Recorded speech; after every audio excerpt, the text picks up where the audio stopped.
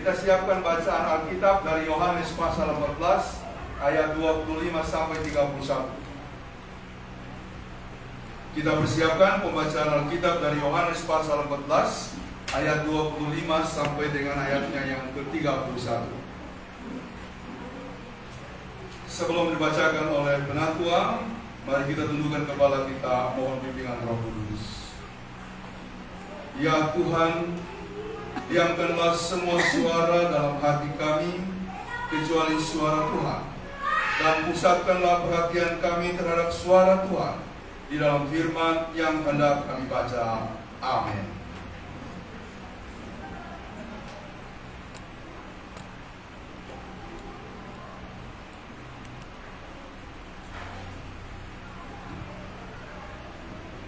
Pembacaan firman Tuhan terambil dalam Yohanes 14 ayat yang ke-25 hingga ayatnya yang ke-31 dengan judul Yesus menjanjikan penghibur. Ayat 25. Semuanya itu kukatakan kepadamu selagi aku berada bersama-sama dengan kamu. Tetapi penghibur, yaitu Roh Kudus, yang akan diutus oleh Bapa dalam namaku, Dialah yang akan mengajarkan segala sesuatu kepadamu dan akan mengingatkan kamu akan semua yang telah kukatakan kepadamu. Damai sejahtera kutinggalkan bagimu, damai sejahteraku kuberikan kepadamu. Dan apa yang kuberikan tidak seperti yang diberikan oleh dunia kepadamu. Janganlah gelisah dan gentar hatimu. Kamu telah mendengar bahwa aku telah berkata kepadamu, aku pergi, tetapi aku datang kembali kepadamu. Sekiranya kamu mengasihi aku, kamu tentu akan bersukacita karena aku pergi kepada Bapakku. Sebab Bapa lebih besar daripada aku. Dan sekarang juga aku mengatakannya kepadamu sebelum hal itu terjadi, supaya kamu percaya apabila hal itu terjadi. Tidak banyak lagi aku berkata-kata dengan kamu, sebab penguasa dunia ini datang dan ia tidak berkuasa sedikit pun atas diriku.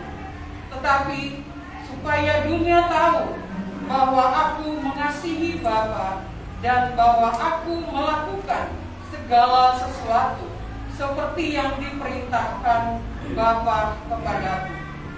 Bangunlah, marilah kita pergi dari sini. Demikian pembacaan firman Tuhan. Terpujilah Tuhan Yesus Kristus. Haleluya. Haleluya. Haleluya. Haleluya.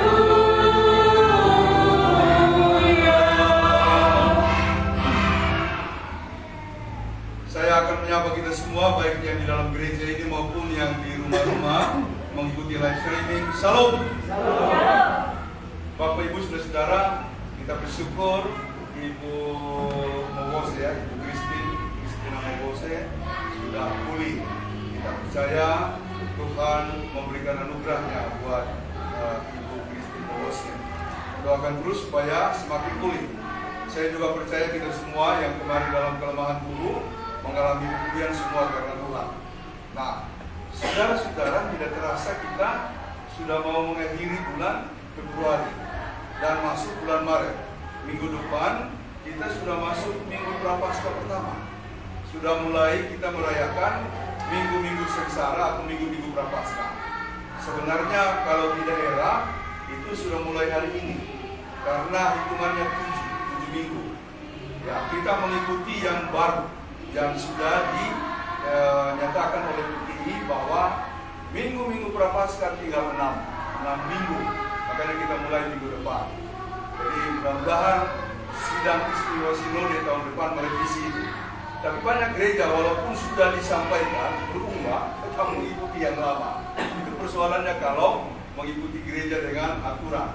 harusnya ada klausul, ada pemberitahuan yang dilakukan oleh Majelis Sinode bahwa sudah ada perubahan, jadi kita akan ubah, lalu kemudian kita sesuaikan pada sidang sinode berikutnya. Harusnya begitu, karena sudah bukan 7 minggu, tapi tetap 7 minggu. Itu kan berarti tidak mengikuti apa yang sebenarnya sudah terjadi perubahan. Lebih khusus lagi, bulan depan, tanggal 6 itu kita akan pengurapan majelis.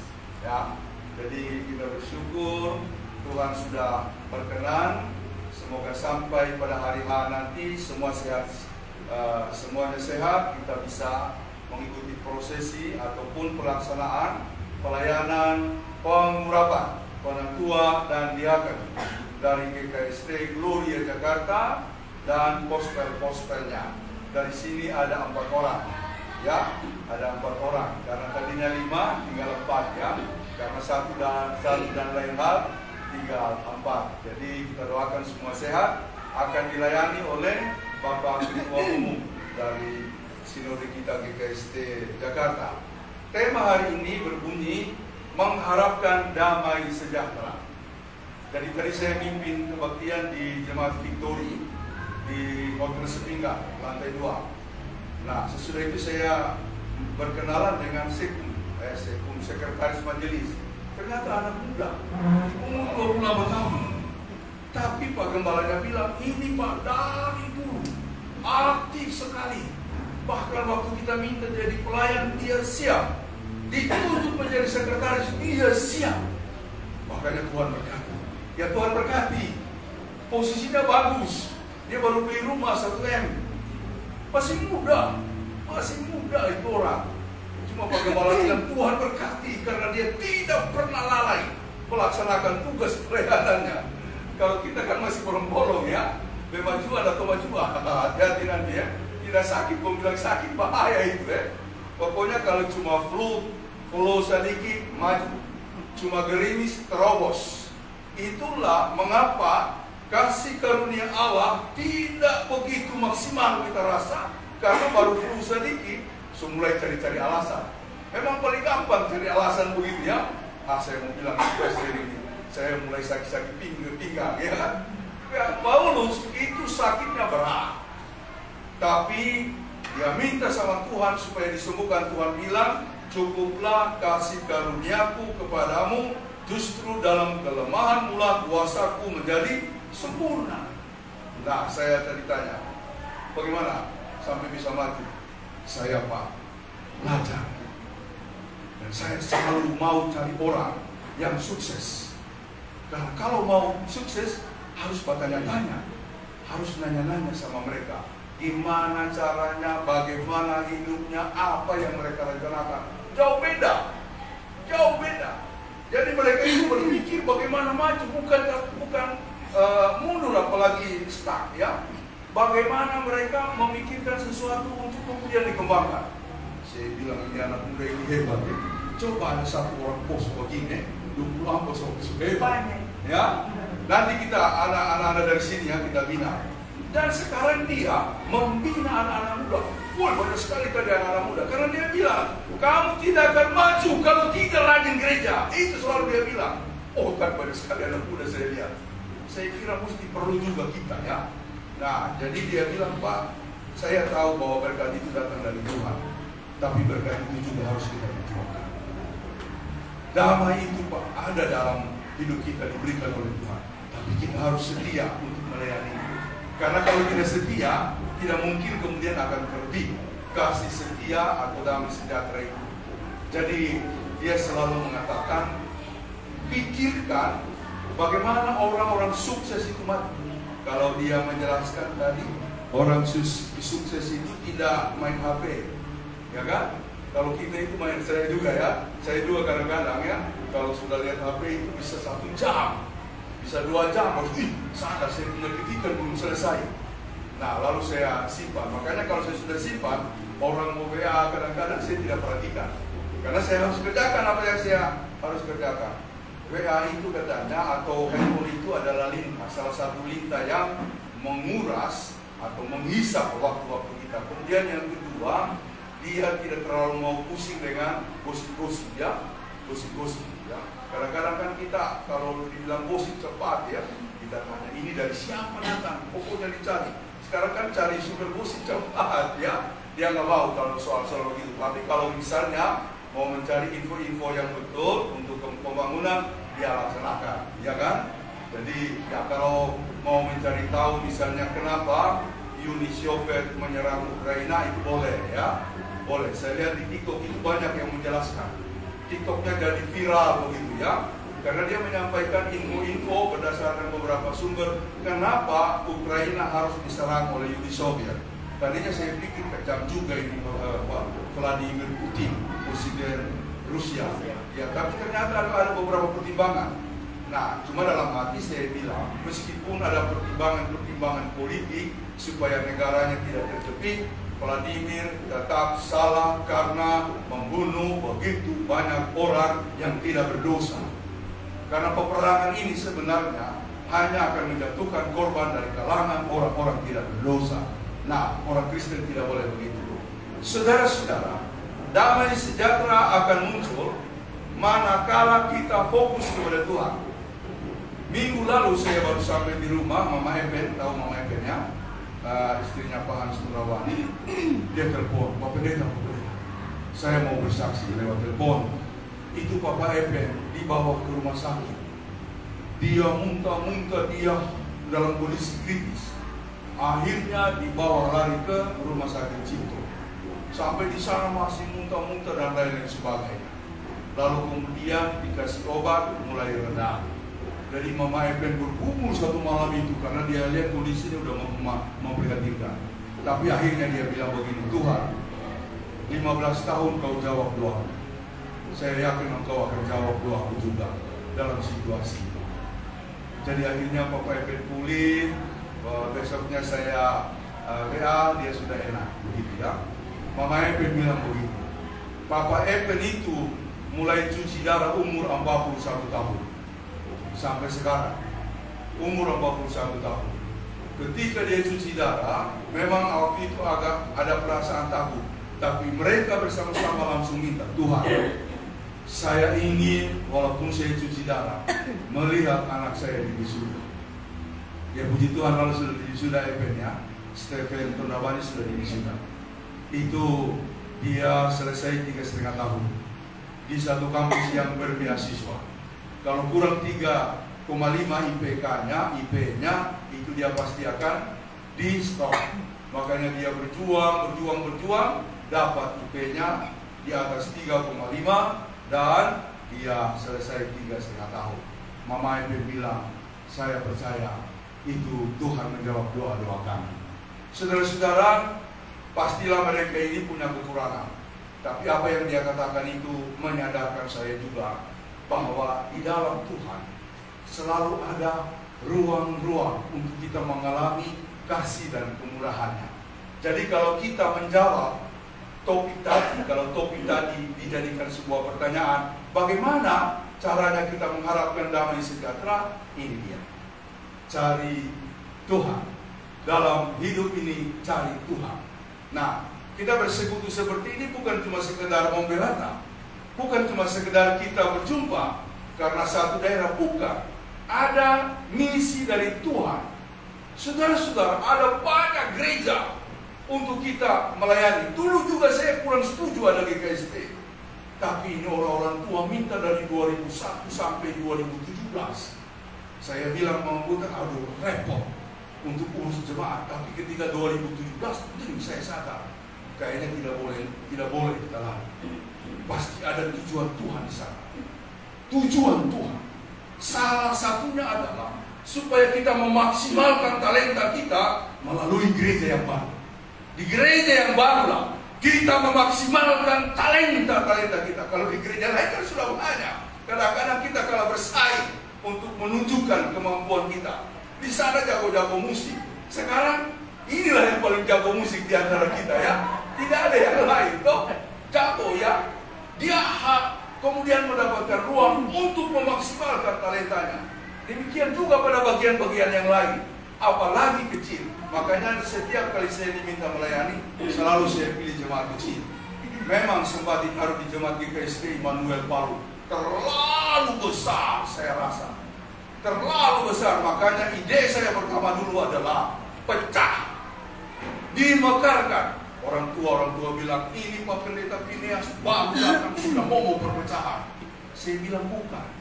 GKST kalau begini cuma menang nama pasang doang, tapi persekutuan di dalamnya tidak terasa. Memang hadir ribuan waktu ibadah, tetapi sebenarnya hubungan itu tidak intim lagi. Untuk beberapa sektor yang sudah berjumlah 200 kakak, siap. Ketika sidang jemaat dilaksanakan, putus.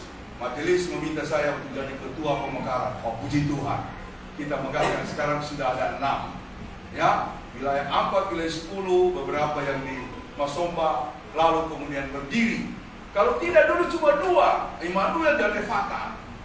Nah, saya ketemu Pak Gembala Immanuel waktu pulang sidang yang lalu. Saya bilang balik, pala, lambat.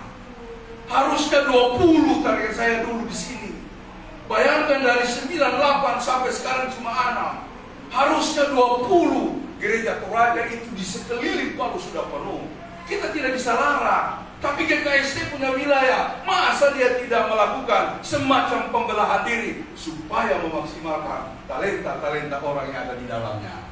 Jadi adanya GKST ini Moncoy Wanato pada Pendeta Damani. Betul seperti yang dibilang Pak Pendeta Damani, server SDM. Supaya SDM yang ada di dalamnya dibangkitkan, dipancing. Kalau bisa dia berkontribusi buat kita di GKST secara keseluruhan. Jadi saudara-saudara, disinilah kita melayani. Saya selalu punya prinsip, lebih baik saya bangun kursi bersama-sama ketimbang hanya duduk saja. Lebih baik kita bangun bersama-sama apa yang harus kita bangun ketimbang kita tinggal menerima. Wah, sudah jadi. Kalau itu mah semua bisa. Ya, tapi saya selalu berpikir lebih baik kita bangun. Ya, kita bangun dari awal bersama Pendeta Hendri dengan majelis, QST dan semua teman-teman. Ya, saya yakin 20 tahun yang akan datang GKST Gloria, GKST Haleluya Bekasi, ya, akan menjadi gereja yang mandiri. 20 tahun yang akan datang sudah punya gereja. Tahun depan sudah dibenarkan. Harus siap, ya, tidak boleh tidak. Harusnya ditahu. Ketua umum yang resmikan. Tahun depan tinggal pendeta klasis. Karena kita mau jadi tuan rumah rapat klasis. Kalau tahun ini ketua umum resmikan, pas betul sebenarnya. Memang banyak kekurangan, tapi kan kita harus kerjasama. Ya, Gloria dengan GKST di sini maupun di Cibubur harus tetap kerjasama. Yang Cibubur nanti tanggal 13 kita akan jumpa. Sudah bicara dengan pendeta Agni Data Uno, kita harus bahas lagi untuk pelayanan kita.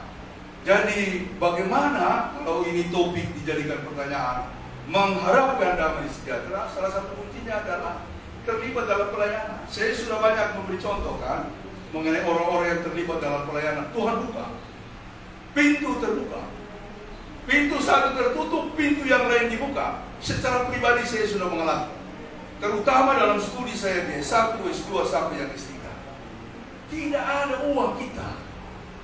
Ya, saya bukan orang kaya. Beberapa orang termasuk Ibu Esther kenal saya. Kami itu bukan orang kaya, orang susah. Ya, petani biasa orang tua kami. Tetapi kita memang bersemangat untuk studi. Dan damai sejahtera itu bagian dari perjuangan-perjuangan yang kita lakukan. Nah, apalagi kalau kita hidup di dalam Tuhan. Dikatakan dalam ayatnya yang ke-25 tadi, begini, ayat 14, pasal 14 ayat 25. Semuanya itu kukatakan kepadamu selagi aku berada bersama-sama dengan kamu, yaitu penyertaan Tuhan kepada kita yang digambarkan oleh Yesus pada bacaan-bacaan sebelumnya, yaitu Bapa lah yang akan berada bersama-sama dengan kamu ketika kamu percaya kepadaku. Jadi Bapa di surga yang akan menyertai kita. Maka itu dia lanjutkan pada ayatnya yang ke-26 begini. Tetapi penghibur, ya, dalam bahasa Yunani penghibur itu Parakletos. Parakletos, saudara-saudara. Disinilah kelebihan dan keistimewaan orang Kristen. Dia punya penghibur, Parakletos. Kalau Parakletos ada di sini, mau sakit berat bagaimanapun, tidak akan merebut kita dari sukacita, tidak akan merebut kita dari perasaan damai di dalam Tuhan. Kalau Parakletos penghibur. Ini kalau kita membaca Parakletos, penjelasannya, kamu ada di mana saja, kamu bahagia. Asal Parakletos hadir.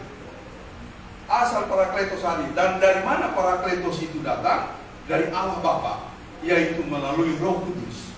Roh Kudus itu Hagios Pneuma. Kalau dalam bahasa yang di sini dikatakan Pneuma to Hagios. Roh Kudus. Roh Kudus itu sungguh-sungguh khusus. Khusus dalam arti bahwa tidak ada yang menyaingi, tidak ada yang bisa disandingkan, dan lebih lagi khusus karena Allah berkuasa melalui Roh Kudus kepada orang-orang yang percaya kepadanya. Nah, jadi Bapak Ibu Saudara, di sini saya kemudian merasakan bahwa luar biasa kita orang Kristen. Kita dilengkapi dengan Parakletos yang adalah Roh Kudus, yang akan membuat kita sukacita, damai dan sejahtera. Jangan kayak yang beberapa minggu saya cerita, seorang bapak di dekat gereja saya yang lama. Saya masih suka mampir di warung itu. Kadang-kadang kalau ada waktu main catur lawan bapak-bapak. Ada satu bapak, lalu kemudian itu pensiunan dari sebuah perusahaan yang bagus. Waktu nyampe, Bapak Pendeta, kayaknya saya tidak ada lagi artinya hidup ini. Ama, nggak boleh omong begitu. Iya, kayaknya saya mau mati saja. Saya tiap kali mau tidur saya berdoa, Tuhan ambil saja hidup saya. Lah, kok berdoa begitu Amang? Gak boleh. Tetapi dalam hati saya bilang, ini karena kekurangan apa yang disebut spirit dari Roh Kudus. Pastilah dulu waktu dia hidup, sukses, enak, jadi beribadah. Udah kebaca pasti. Udah kebaca. Menikmati yang duniawi, dipikir dengan semua itu kebahagiaan akan dapat dimiliki. Bapak Ibu, kita tidak bisa mengisi apa yang disebut ruang-ruang damai sejahtera itu dengan apapun yang kita miliki, dengan uang kita, dengan apapun rumah kita, nggak bisa. Kan saya sudah kasih contoh, para neuroscience melakukan penelitian di otak kita itu ada yang disebut lobus iman, mereka menyebutnya lobus pengharapan. Jadi menurut para peneliti neuroscience bagian saraf, otak kita akan diisi dengan beberapa lobus. Ada lobus ke prestise, ada lobus kehormatan, ada lobus-lobus yang lain yang kita isi. Ya, kalau di Batak itu ada 3 moto. Ya, Hamoraon, Hagabeon, Hasangapo. Cari harta, cari nama, cari pangkat. Itu dari kecil. Makanya mereka hebat-hebat kan? Karena dari kecil udah didoktrin. Ya kan ada lagunya. Hasangapo, Hagabeon, Hamoraon. Harta cari, nama cari, ya Bang ya. Itu ya, itu. Kemudian pangkat cari. Makanya mereka kalau soal harta nggak main-main. Siapa itu? Tulang kami. Si Hotman. Ya, Hotman Paris, bukan Hotman Paris itu. Ya, saya bilang istri saya, itu kan tulang. Ayo kita minta duit. Nggak mau lah. Bukan tulang. Adik mama itu. Adik ibu mertua gitu. Ya kan? Saya bilang, kau ini bukan kayak orang Batak yang lainnya. Gak ada juga orang Batak lain begitu. Malulah kami kalau pergi minta karena dia banyak duit. Bukan begitu caranya. Saya bilang ini memang Batak betul begitu ya. Harus mandiri, harus cari begitu ya.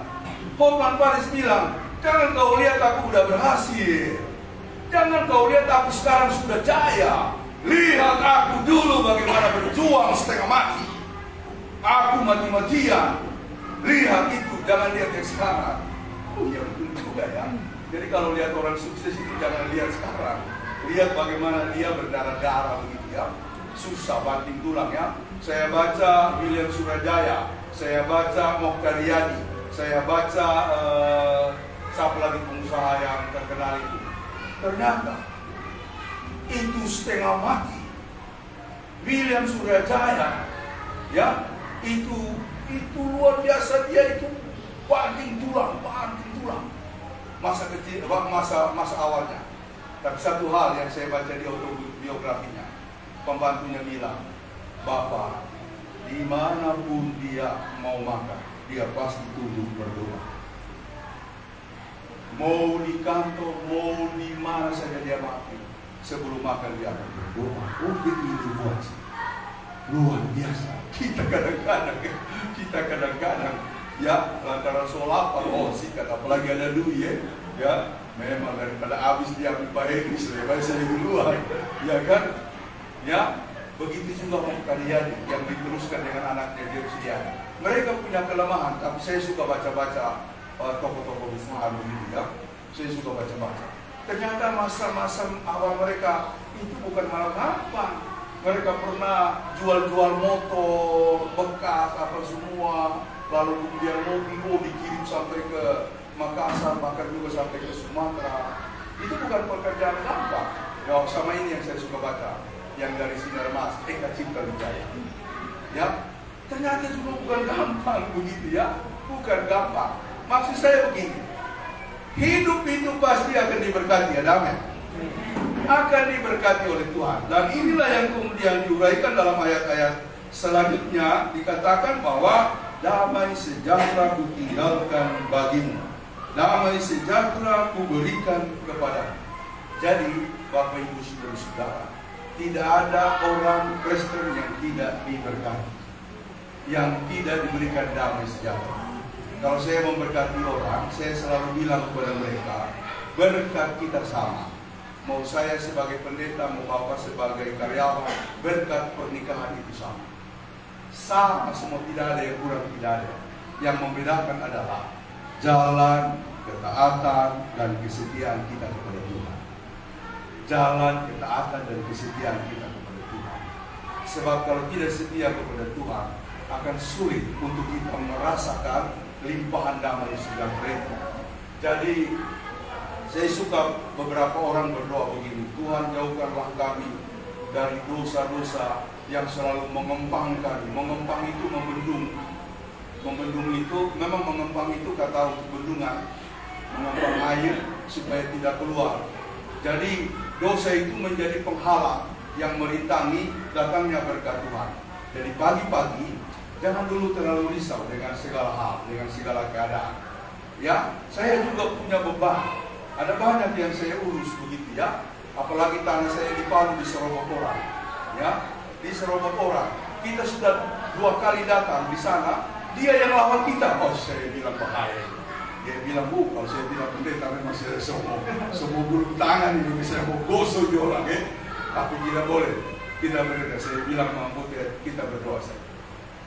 Kita sebenarnya, saya bilang sama Pak Lurah, Pak, lucunya kami yang punya tanah, kami yang punya hak, tapi kami yang tertindas begitu ya.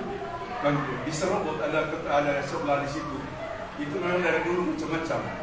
Dulu kami tahu pertama kali itu ketika dia bangun bengkel las.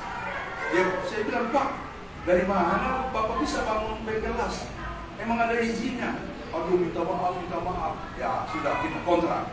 Nah sesudah itu bukan lagi dia bukan cuma bengkel las, dia bangun kos-kosan. Nah itu istri saya keluar dari Batam. Ya, Pak, bongkar. Saya bilang, Mak, saya tidak berani mau tekan dia ya. Kamu aja, oh dia. Bapak, bongkar. Akhirnya dibongkar. Malah diserobot tanah kami 4 kali 20 meter. Hanya untuk membuat dia jalan. Padahal jalan ada di sebelah sana. Ini tidak boleh ada jalan. Ya. Nah, ketika kami mau pasang pagar, kami ada suruh orang, dia panggil masyarakat. Sudah itu dia panggil preman-preman. Wah, saya bilang jangan dipaksa. Kita mundur selangkah untuk maju 1000 langkah. Jadi sekarang kita nahan diri dulu. Banyak persoalan. Jadi jangan pikir kita ini selang-selang begini. Tidak ada persoalan. Tidak ada manusia yang tidak punya persoalan. Ya kan? Cuma satu dunia yang bersih dari persoalan. Di mana itu? Kuburan. Di kuburan. Iya toh? Kan saya sudah cerita ya, ada bapak-bapak bergumul, dia punya beban, dia minta sama Pak Pendeta, tolong doa saya supaya saya dapatkan suatu keadaan yang benar-benar bersih dari pergumulan. Pak Pendeta bilang, mau tempat yang benar-benar tidak ada pergumulan? Oh saya mau. Langsung Pak Pendeta bawa dengan mobil. Sampai di mana? Di kuburan. Inilah tempat yang damai sejahtera. Tidak ada persoalan. Tidak ada persoalan. Lalu segitu Bapak bilang, oh tidak, saya belum mau mati. Saya masih punya tanggung jawab. Makanya, jangan hidup ini. Jangan bilang mau minta tempat yang damai sejahtera. Tidak ada persoalan. Di kuburan itu sudah mati aman semua toh. Ya, tapi kalau mati sekarang masih ada persoalan, kasihan anak-anak kan. Makanya dihadapi dengan sukacita. Kalau ada waktu badui, kita badui saja, begitu kan? Tidak ada persoalan kan? Iya, pokoknya jalani.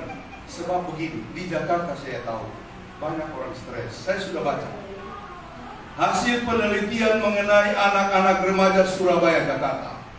Tingkat stres anak-anak remaja di Jakarta tinggi sekali. Tinggi sekali. Padahal Surabaya juga udah kota maju. Udah kota maju. Tapi di sana masih di bawah. Di Jakarta anak-anak itu stres. Ditambah lagi kondisi pandemi. So tiap hari, ya kan? Saya lihat Mama Rafael itu tiap hari bersaing sama anak-anak itu ya. Online. Ya, itu dunia yang harus dihadapi oleh anak-anak kita. Sampai si Butet pernah saya bilang, kamu kok nilainya enggak naik tinggi. Pak, coba Bapak berada pada dia mau bilang begini. Coba Bapak seperti saya. Kita tiap hari Zoom, mumet Pak, mumet. Saya berdiam, gue jadi stres ini. Pak mumet, dipikir dong. Pak, tidak berani lagi saya nanya begitu kan. Iya, stres kayaknya ya. Tapi mau tidak mau mereka jalani.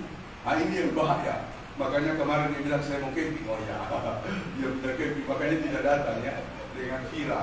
Ya, dia minta camping. Ya sudah, yang penting kakak-kakak jaga dia ya. Oh ya, karena stres begitu ya. Jadi damai sejahtera dari Tuhan sudah diberikan kepada kita, dan apa yang diberikan oleh Tuhan itu beda dengan yang diberikan oleh dunia.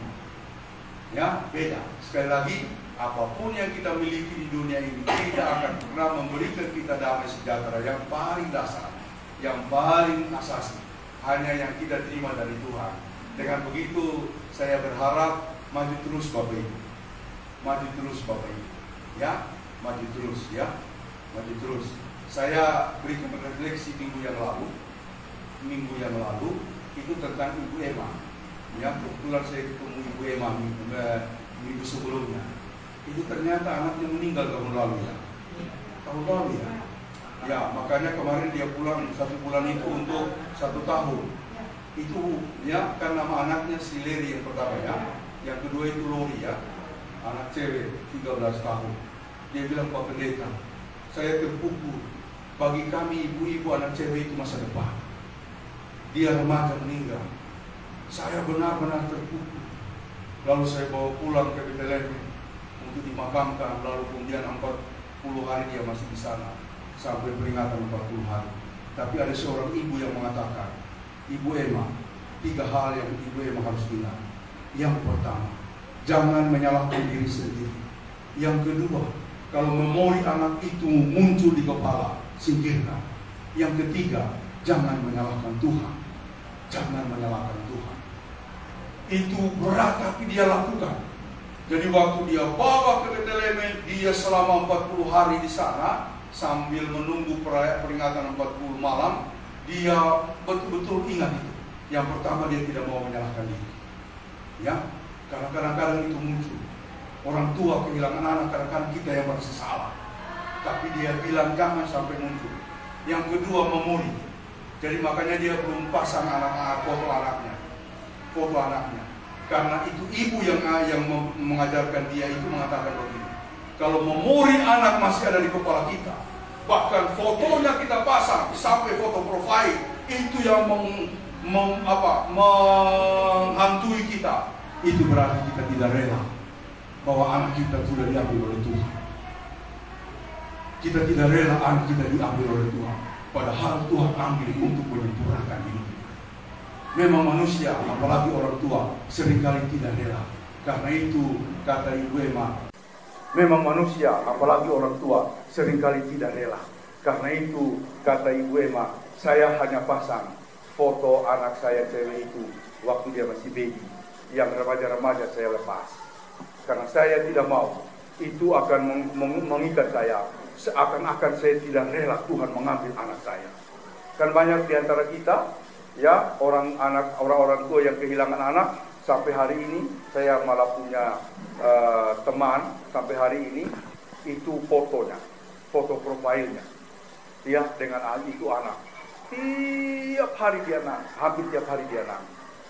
Saya bilang harus dilepaskan ibu, harus dilepaskan, kalau tidak berat.